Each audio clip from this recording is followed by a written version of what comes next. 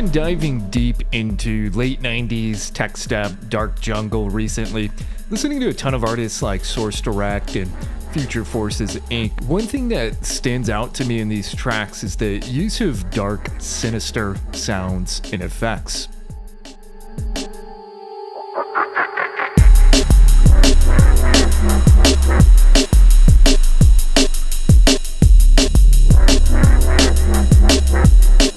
Today, I'm going to show you how to create these sounds, perfect for that dark tech step, drum and bass jungle vibe, but also fantastic for horror movies, game soundtracks, and just general sound effects. The secret to creating these sounds is really going to lie in the chords that you play. Now, there are a few types of different chords we can utilize, and I'm going to show you a difference here by first taking a synthesizer like the JD 800 here, and we have this patch E stack in here. And if I just played like a major chord here, for example,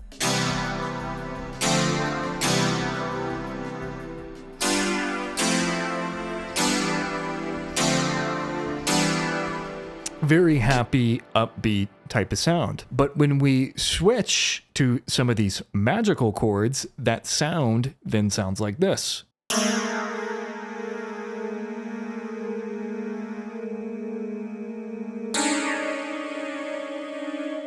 Completely different vibe and feel. And so ultimately, what matters the most is almost less the sound source. That is important, but the actual notes that you play. Now, there are a couple of specific notes that we can play here, and I'm going to pull up the MIDI on here. So here's just a G4. The first type of chord we can do is just what I would call a sparse chord, essentially using two notes, a root and a minor second. For example, I can have a G4 and a G sharp 4, and that second note being one semitone up from the root, and it creates instant tension.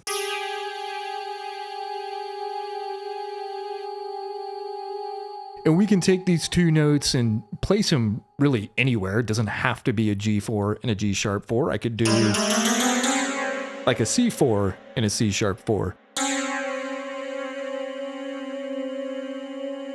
And I could even bring it down a few octaves as well.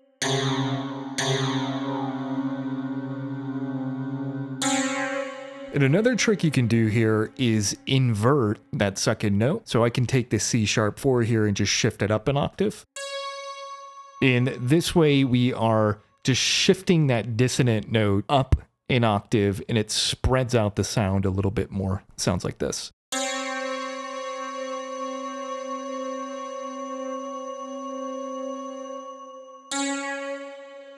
Now, my favorite type of chord, though, is what's called a cluster chord. And this is essentially just building on this two-note sparse chord, and we just add a third note here. So we have C4, C sharp 4, and then a D4 here. And so this is also known as tone clusters, and this is a staple in ambient horror music for building that unease. And so this sounds like this.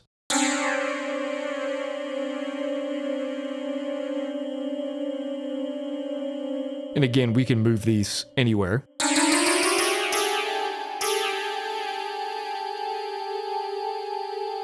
I think these clusters are typically the best way to go, kind of depending on the sound source. Now, if you're in a DAW like Bitwig or really any modern DAW, what I like to do is just use a chord device here. And in my chord device, what this allows me to do is when I press one key, it will trigger a chord. To set up a cluster chord in a chord device, you're just going to put in your root note in Bitwig's multi-note here, that's 0. The next note is going to be +1, and the third note is going to be +2. And now you can play these cluster chords with one finger.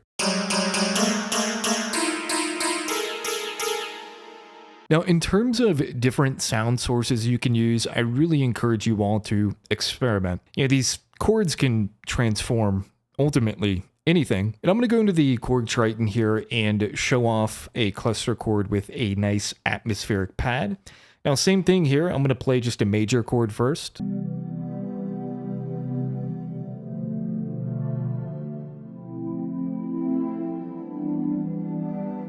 But if we then change that to a cluster chord,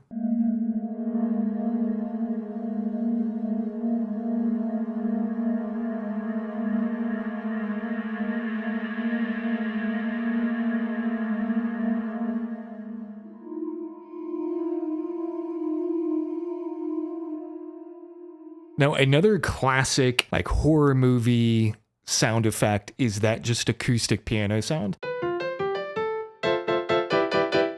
Play a cluster chord.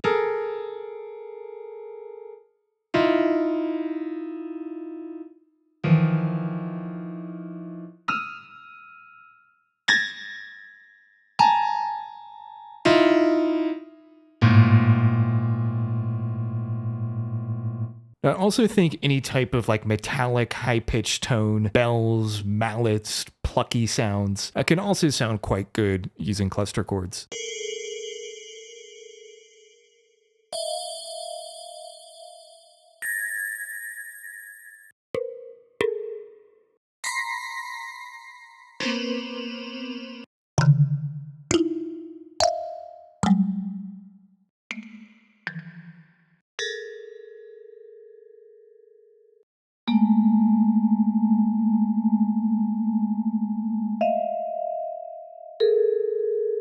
And the final one I'm going to show here is probably the ultimate sound source for tension, which is a string or a high string. So in a lot of genres of music, house, drum and bass, when you want to build a moment of tension, a string sound alone, playing high up a single note like a C5, C6, is going to create that tension. So if we pair that with a cluster chord, it's almost like double the tension, and we get something like this.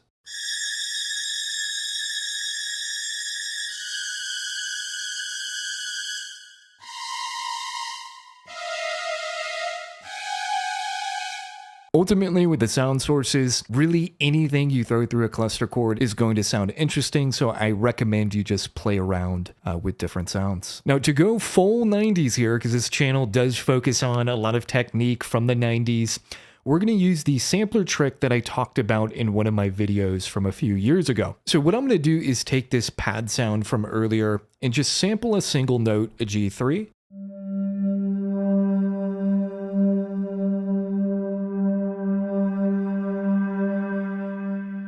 so in Bitwig, we could just right click, bounce to audio, and we end up with that sound in audio. So what we want to do next is add a sampler device here. And in that sampler device, I'm going to chuck that sample in. And I'm going to go in and make sure I have enough voices of polyphony enabled here so that I can play a chord with this sample. Then I can loop this up, add some release, some effects on here. And so if we play a single note at the original pitch,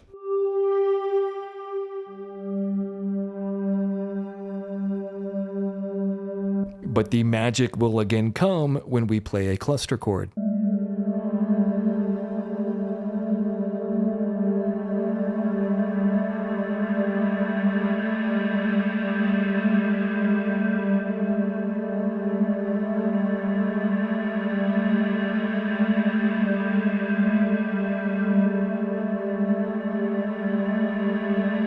And so we are getting a bit of a much more gritty and uneasy sound by taking that single note, putting it in the sampler in the way samplers transpose notes when you play different keys. It kind of pitches up and down. It's a little uncanny sounding. And so it just sounds amazing playing these cluster chords in a sampler. And if you're interested in learning more about this technique, definitely go check out this video I did on that. And that's kind of it, folks. Dissonant chords, versatile sound sources, and a touch of sampling magic. Whether you're creating tech step, ambient soundscapes, or horror effects, these techniques are really going to help create that unease and darkness in your music or productions. Try them out and let me know down in the comments what you think. Have a good one.